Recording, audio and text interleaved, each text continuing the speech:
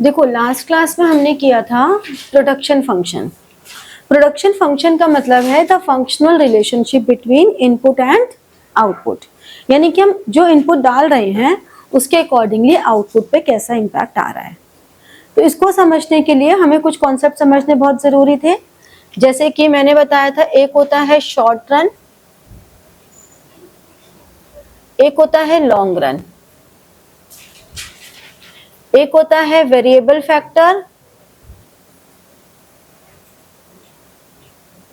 और एक होता है फिक्स्ड फैक्टर। ये चार कॉन्सेप्ट हमें जानने बहुत जरूरी हैं। Short run, when one factor is variable या some factors are variable and others are fixed. Long run, when all are variable. ठीक है, तो शॉर्ट रन में हमारे वन और we can say that some factors are variable and other are fixed. तो हम लोग जनरली लेबर को लेके चलते हैं कि labour is variable and labour के अलावा जो लैंड है, कैपिटल है, एंटरप्रेन्योर है, वो हमारे लिए फिक्स्ड है। फिर हम लॉन्ग रन को लेके चलते हैं कि लॉन्ग रन में क्योंकि हमारा स्केल ऑफ प्रोडक्शन चेंज हो सकता है तो ये हमारा वेरिएबल है। वेरिएबल फैक्टर हमारे कौन से होते हैं? अगेन ये सब इंटर रिलेटेड है। Variable factor which can be changed in short run और लॉन्ग रन, यानी कि variable factors which can be changed as per the requirement of output, लेकिन fixed factors which can not be change with the requirement of output. तो इसका मतलब ये हुआ कि वेरिएबल फैक्टर और फिक्स्ड फैक्टर, इनका जो डिस्टिंग्विश है, ये जो हम डिस्क्रिमिनेट कर रहे हैं, ये सिर्फ शॉर्ट रन में ही करते हैं, क्योंकि लॉन्ग रन में तो सारे ही वेरिएबल हैं। समझ रहे हो? ये सब शॉर्ट रन में ही करते हैं। ये क्लियर हो गया? फिर हमने कहा कि हमारे पास तीन कॉन्सेप्ट होते हैं। एक होता है टीपी, एक होता है एपी और एक होता है MP. TP is total product, यानी कि summation of MP. TP is total product, total value of goods and services. Services को हम यहाँ इंक्लूड नहीं करते हैं, तो हम गुड्स को ही कंसिडर करके चलते हैं। Total value of goods produced in a particular period. हम ईयर की भी बात नहीं कर रहे, हम पीरियड की बात कर रहे हैं। एवरेज इज जो भी टोटल प्रोडक्ट है उसको हमने लेबर, क्योंकि लेबर को ही हम वेरिएबल फैक्टर मान के चल रहे हैं। And MP is TPN minus TPN minus 1, ये हमारा आ जाएगा एमपीएन, और या फिर change in TP upon change in labour. Basically हम ये कह रहे हैं कि एक वेरिएबल यूनिट बढ़ाने से by increase in one variable unit total output में कितना चेंज आ रहा है।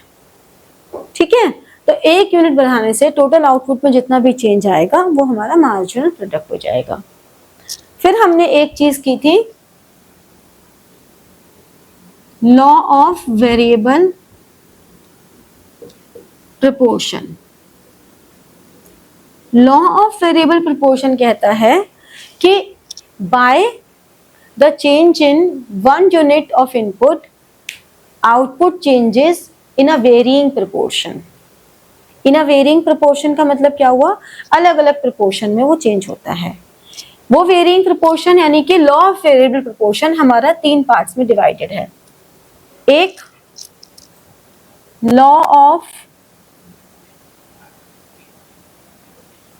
Increasing returns to a factor. देखो हमारा अ फैक्टर ये है क्योंकि हम लोग एक ही फैक्टर में चेंज होने से पढ़ रहे हैं। एक ही फैक्टर में चेंज होने से टोटल आउटपुट में क्या चेंज आएगा हम उसको स्टडी कर रहे हैं। तो law of increasing returns to a factor, law of constant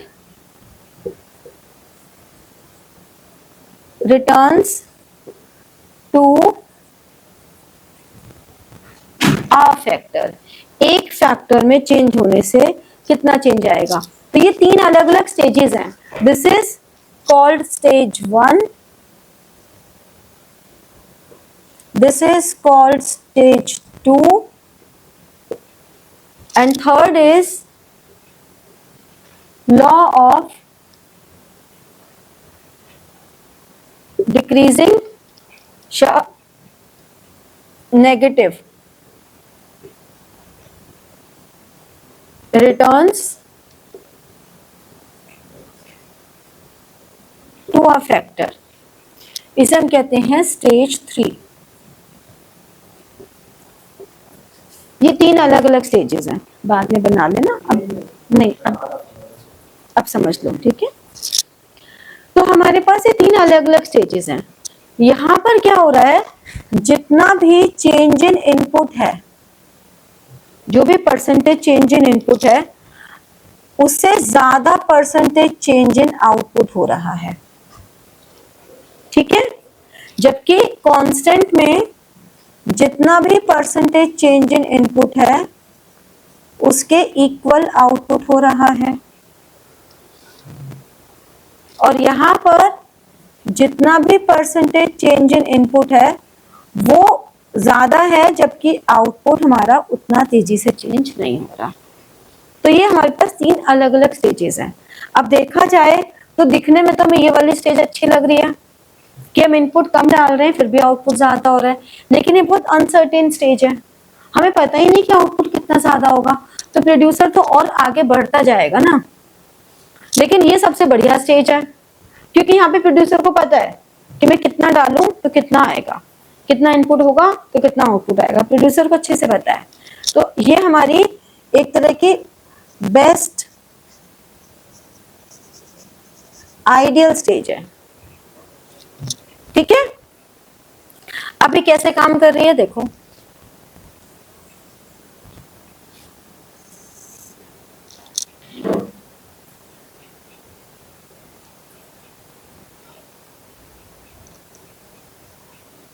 ये टीपी बनता है इस तरह से कर्व शेप में। इसके हाईएस्ट पॉइंट से हम एक लाइन नीचे डालते हैं यहां तक, और जहां से ये कर्व हो रहा है, ये जो कर्व है, इस कर्व से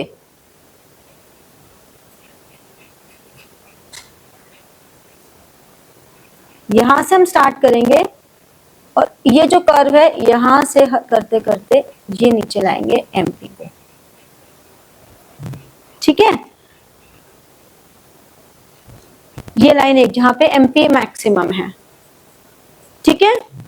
तो ये जो हमारा पॉइंट है, ये 0, ये ए, ये बी, ये एच, ये Q1, ये Q2। तो ये जो हमारी स्टेज है ये पूरी की पूरी हमारी फर्स्ट स्टेज है, ये सेकंड स्टेज है और ये थर्ड स्टेज है। ऐसे स्टेजेस हैं। तो अब अगर इसके बीच में हमें रिलेशनशिप बताना हो तो हम कैसे बताएंगे, हम बताएंगे ये तो हमारा वैसे आउटपुट है एक्स एक्सिस पे, ये हमारा टीपी एंड एमपी है, ठीक है। तो ये जो हमारे पॉइंट्स हैं एपी टीपी वाले, इसको हम कैसे बताएंगे कि पहले सबसे पहले क्या हो रहा है, लिख लेना। देखो तुम पूरा कंसंट्रेशन इस पे लगा रहे हो कि कब मैं लिखना शुरू करूं तो कब तुम लिखो, तो तुम्हारा कंसंट्रेशन समझने में नहीं लगेगा। तो अब पहली स्टेज में क्या हो रहा है कि टीपी,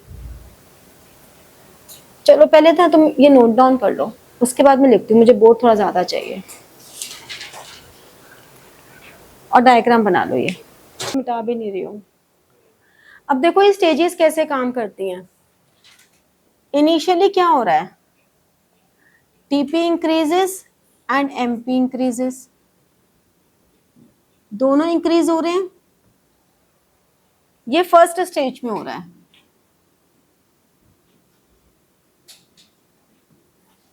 ठीक है। ये क्यों हो रहा है ऐसा, क्योंकि जैसे जैसे हम वेरिएबल फैक्टर बढ़ाते जा रहे हैं वैसे वैसे हमारे जो फिक्स फैक्टर्स है वो भी ज्यादा बेटर वे में यूटिलाइज हो रहे हैं। तो ये स्टेज क्यों आ रही है, क्या रीजन है इसका, ड्यू टू इंक्रीज इन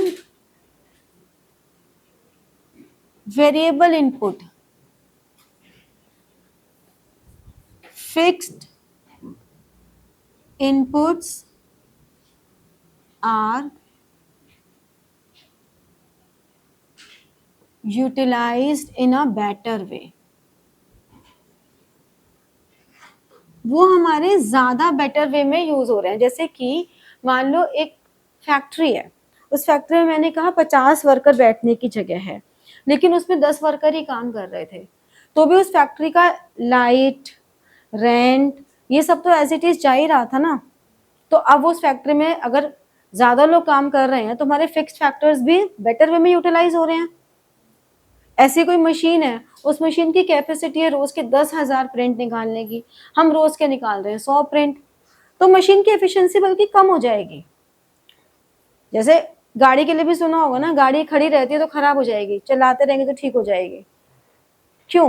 क्योंकि उसकी नेचर है चलना, हम उसे यूज नहीं कर रहे तो वो खराब हो जाएगी। तो हमारे वेरिएबल फैक्टर डालने से हमारे फिक्स फैक्टर्स और बेटर वे में यूटिलाइज होने लग जाते हैं। फिर फर्स्ट स्टेज में ही हमारे पास TP increases and MP reaches its maximum point. अब क्या हुई, इसके बाद हमारी सेकेंड स्टेज स्टार्ट हुई।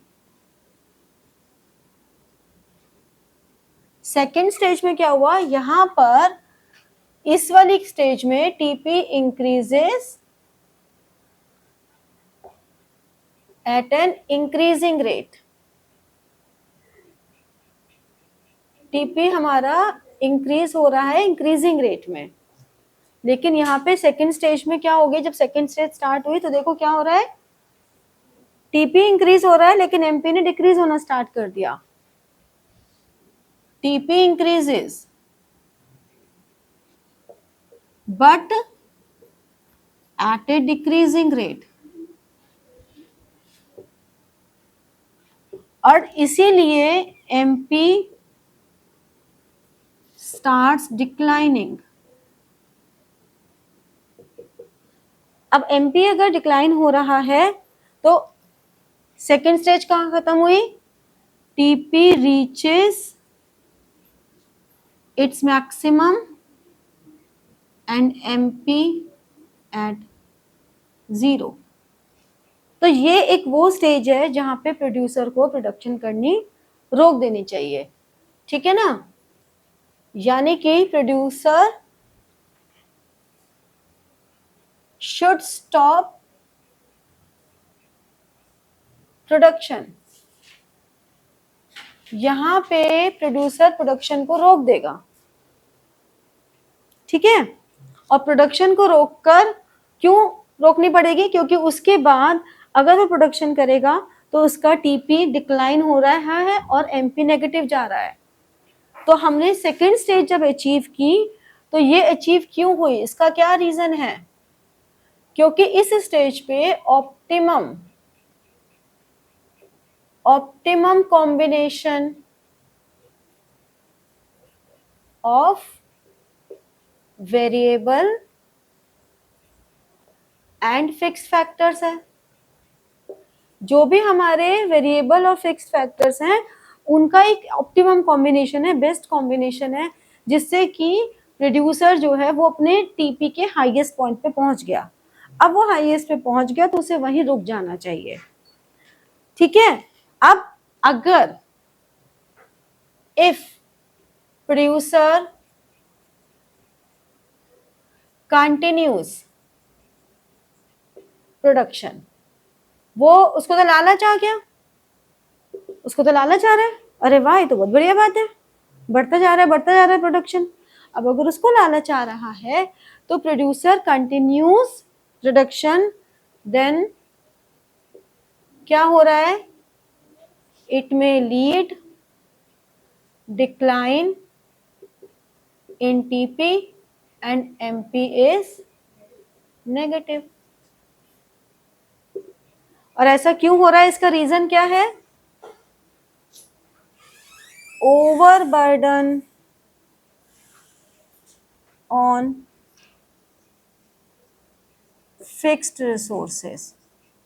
फिक्स्ड रिसोर्सेज को आप वेरिएबल तो और पुट करते जा रहे हो, वहां पे जगह ही नहीं है 50 के ऊपर लोगों को बिठाने की, उस मशीन की कैपेसिटी नहीं है 10 के ऊपर जाने की, लेकिन आप तो सोच रहे हो कि चलो भाई कोई बात नहीं, 10 की जगह अगर 1000 और निकाल देगी मशीन तो क्या हो जाएगा, 50 की जगह 2 और बैठ जाएंगे तो क्या हो जाएगा, तो लालच हो गया, तो वो लालच हो गया तो उसका नुकसान उठाना पड़ेगा, ओवरबर्डन हो जाएगा फिक्स्ड रिसोर्सेज पे, ओवरबर्डन हो जाएगा तो फिर वो जो अच्छा काम कर रहे थे वो भी करना बंद कर देंगे।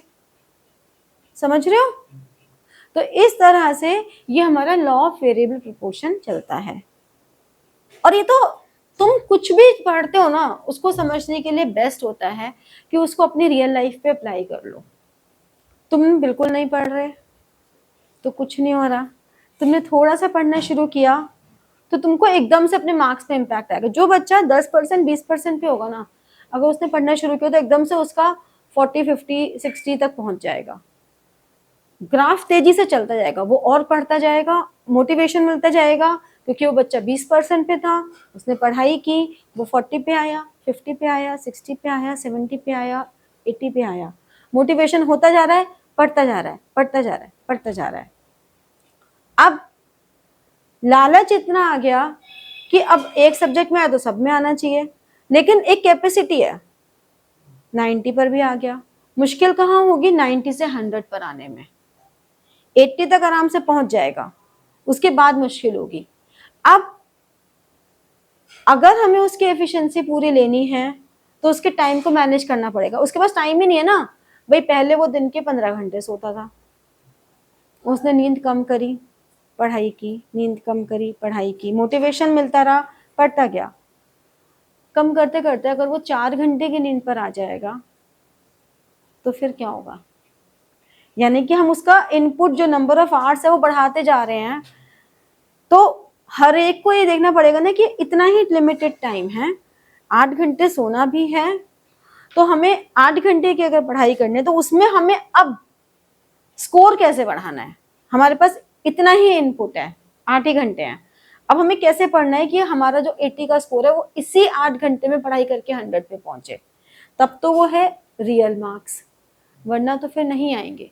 अगर वो बच्चा ये सोचने लग जाए या उसके घर वाले या उसके टीचर से सोचने लग जाए कि देखा तुमने इतने घंटे पढ़ाई की, 12 घंटे पढ़ाई की तो 80% आ गए, अब तुम 15 घंटे पढ़ लो, देखो तुम्हारे 100 आ जाएंगे, लेकिन नहीं आएंगे, उसके 80 से भी कम हो जाएंगे। तो अब करना क्या है, उतने ही घंटे रखने हैं पढ़ने के, लेकिन आउटपुट अच्छा चाहिए।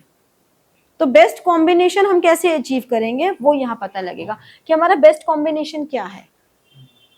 समझे? क्लियर हुआ? This is called law of variable proportion, that as the variable factor increases output also increases but in a varying proportion. और फिर वही एजम्पशंस तो हर लॉ की होती हैं, same technology should be same, हमारा जो कॉम्बिनेशन ऑफ वेरिएबल फैक्टर्स है वो सेम रहना चाहिए, nature of variable factor same रहना चाहिए, तो ये सब तो प्राइसिंग ऑफ फैक्टर सेम रहनी चाहिए, तो ये तो रहेगा ही। ठीक है ना? समझ में आया? क्लियर हुआ? प्रोडक्शन फंक्शन इतना सही है, प्रोडक्शन फंक्शन के चैप्टर में इतना सही पॉइंट है नहीं बहुत बड़ा चैप्टर। ठीक है, तो अब आपका काम ये है कि अपनी अपनी बुक से इस चैप्टर को पूरा पढ़कर आओगे। ठीक है?